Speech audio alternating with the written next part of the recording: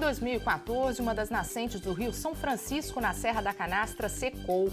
Em uma recente expedição da nascente à foz, ambientalistas constataram que o rio está abandonado à própria sorte. Para falar sobre o assunto, nós recebemos o ambientalista e idealizador do projeto Manuelzão, Apolo Eringer. Apolo, bem-vindo. Prazer estar com vocês. Apolo, você é médico, professor, foi vice-presidente da União Nacional dos Estudantes, foi exilado, depois voltou ao Brasil e em 1997 deu início ao projeto Rio das Velhas, conhecido como Projeto Manuelzão. O que o despertou para iniciar esse trabalho?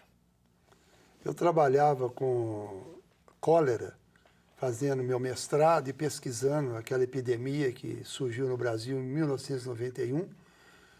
E aí ficou claro que os rios podem transmitir saúde ou transmitir doença. Quando os esgotos são lançados nos rios, todas aquelas doenças transmitidas por diarreias e falta de saneamento, elas circulam pela água, chegando às famílias e levando doença. Foi a partir daí que, como médico e ambientalista, eu falei, as coisas estão juntas, você não pode separar meio ambiente de saúde. Aí surgiu o projeto Manuelzão e definimos o Rio das Velhas, que é o maior afluente do Rio São Francisco, como eixo para fazer esse trabalho num território determinado, para depois a gente avaliar os resultados. Como que você vê hoje a mentalidade cultural da sociedade em relação à preservação dos rios e nascentes e à sustentabilidade? É interessante que a sociedade nem sempre tem uma visão do conjunto, né? Acha que jogando esgoto e lixo no rio, jogando animais mortos, desmatando as margens do rio, jogando lixo e terra dentro do rio, eles não pensam que aquilo vai voltar contra a própria população.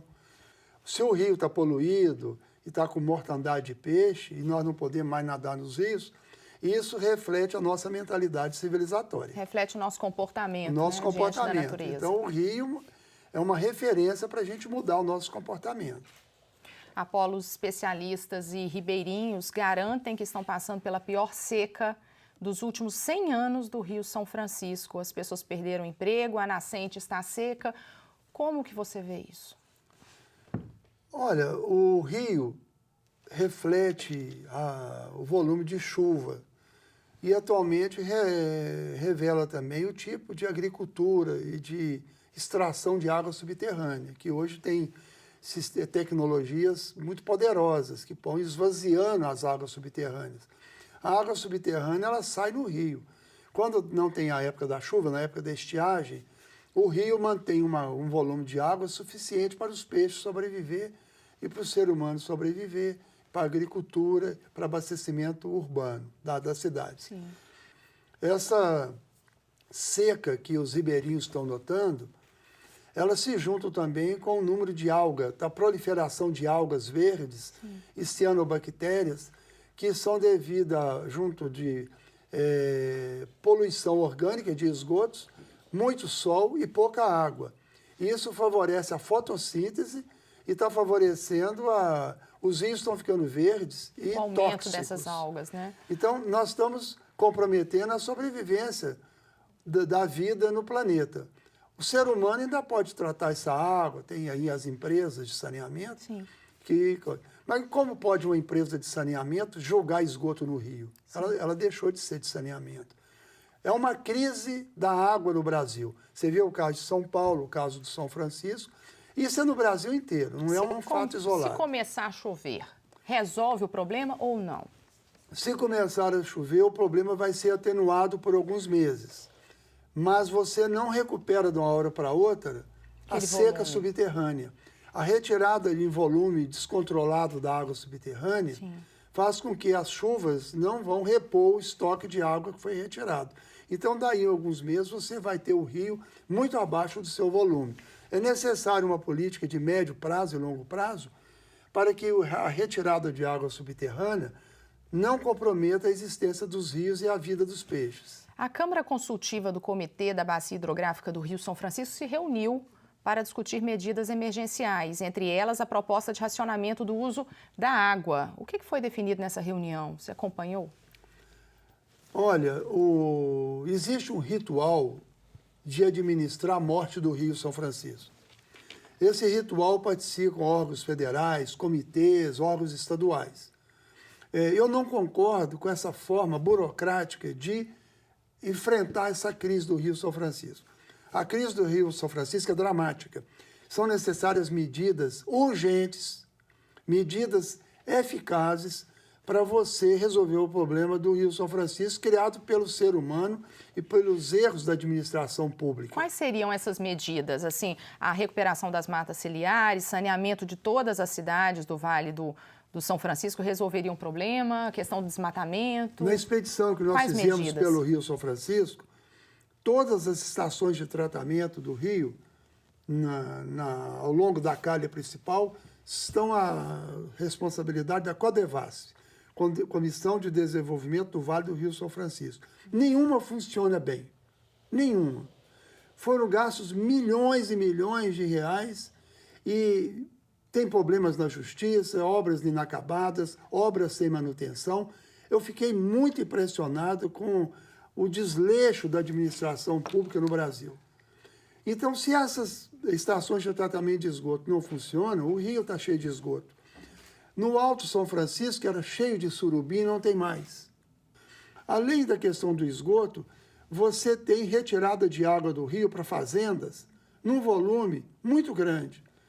Você tem também o desmatamento violento para criar gado, plantar cana. No entorno ali. E aquilo tira a proteção vegetal, porque é feito sem técnica agrícola. Desmatamento. Então, quando também chove, aquela terra toda vai para dentro do rio. O Rio São Francisco está cheio de banco de areia. Em várias áreas do São Francisco, você pode atravessar o rio a pé, a cavalo ou de bicicleta, de motocicleta. Isso, inclusive, no Baixo São Francisco e em Sergipe, na região de Propiá. Você passou 20 dias nessa expedição. Foram 24 dias, da nascente até o Oceano Atlântico. Sim.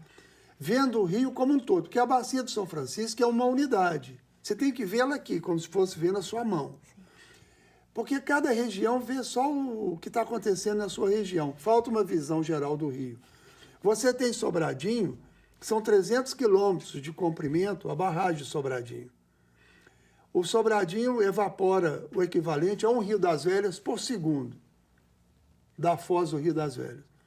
Então, o Brasil não tem uma política de gestão da bacia hidrográfica do São Francisco. Você tem comitê, você tem decisões da ANA, você tem tudo. Mas isso não vai ao cerne da questão. A principal medida que tem que ser feita é parar de agredir o rio. O rio não precisa de nós precisamos do rio. E se as políticas de retirada de água continuarem, para vários canais serem retirando água do São Francisco, eu vi na Bahia tirando água do São Francisco para levar para um canal que vai levar água para o próprio afluente. Então, hoje, o afluente chega seco no rio e o afluente só tem água porque estão bobeando a água do São Francisco para o afluente. Houve uma inversão do ciclo hidrológico, do como os rios funcionam na natureza. O problema é muito grave mesmo. Com essas medidas atuais, eles não vão conseguir resolver o problema do São Francisco.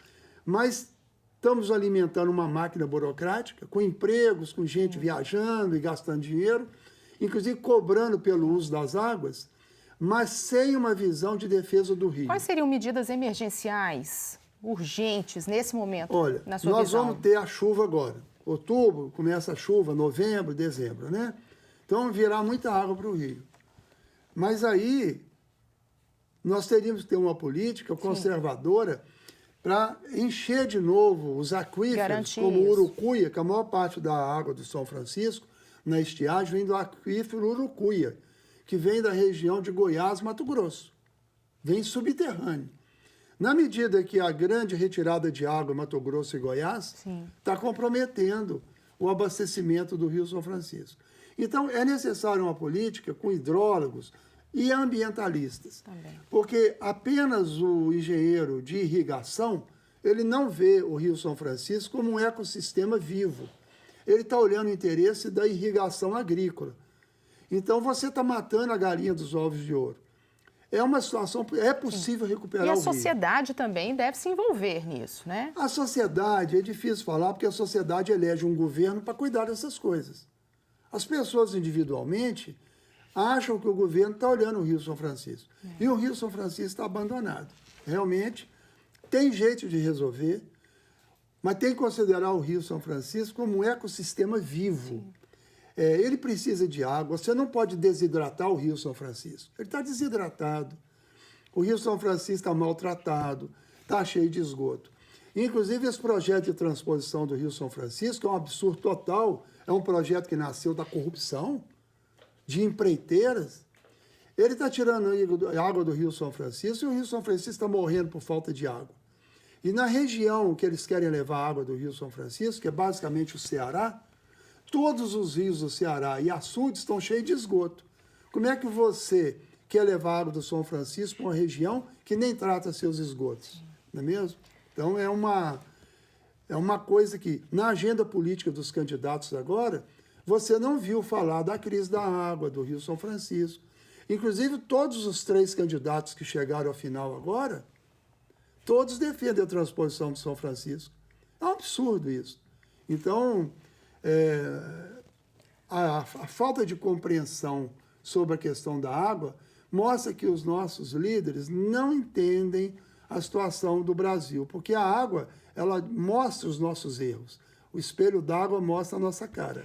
Apolo, eu agradeço muito a sua presença aqui no Horizonte Notícia Entrevista com essa questão tão importante que é a preservação do Rio São Francisco. Eu que agradeço a oportunidade de tratar dessa questão fundamental do Rio de Integração Nacional. O Horizonte Notícia Entrevista fica por aqui. Até o nosso próximo programa.